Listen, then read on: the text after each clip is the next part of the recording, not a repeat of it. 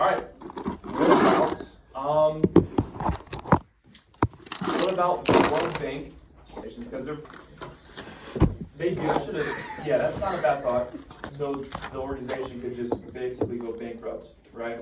Yeah. So maybe, maybe they just go bankrupt because they make bad decisions. And the money they have, by the way, I should have said this. The money that the UN and the World Bank and the IMF have, and you have a lot of it. Where does that come from? They sell it to the rest of the world. So where's the only other place that we get it from? The member countries. And where do those countries get that money from? Taxes. So essentially, the IMF and World Bank get their budgets from taxpayers all around the world. So if they throw that money away on some kind of terrible loan, whose money gets wasted at the end of the day? Maybe their money is more directly taxed yet, but eventually y'all's money. Does that make sense? So you would good or bad? We did that the same time. I would argue maybe it's a good thing. Yeah, that's what these countries would probably use that money on, right? So the country is saying, hey, our healthcare system is really, really bad right now. People are dying, and we need money that we don't currently have to keep people from dying. And no other bank in the world would give us any kind of loan because we're so poor and we're already in debt. Then maybe the World Bank or IMF could essentially save lives by loaning these countries some money when no other bank would do it.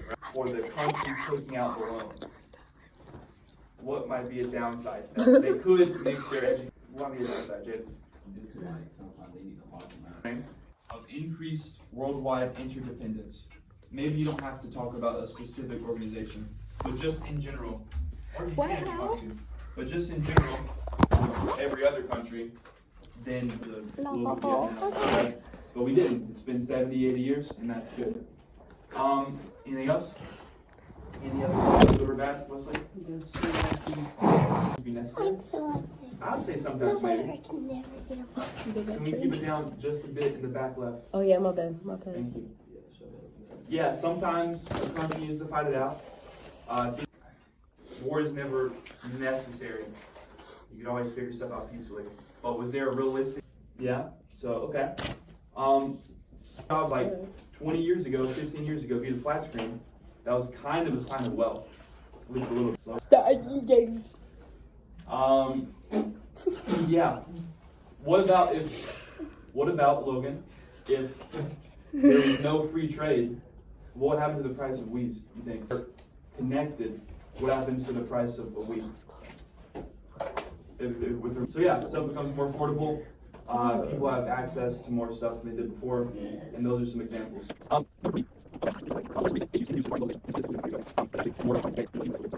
Shout out to the textbook for a question that aged well. This is pretty easy. What are some current issues or current events that involve globalization? Trade wars. Yeah, that's a pretty big one. It looks like it's basically going to be us versus China. And I'm not sure what Trump's idea with the rest of the world is, but he definitely wants to make a point with China. So we'll see how that ends. All right. Let's do page 219. Does the desire for free trade justify the existence of organizations such as the World Trade Organization and the EU? Do you guys think that is in organizations and agreements?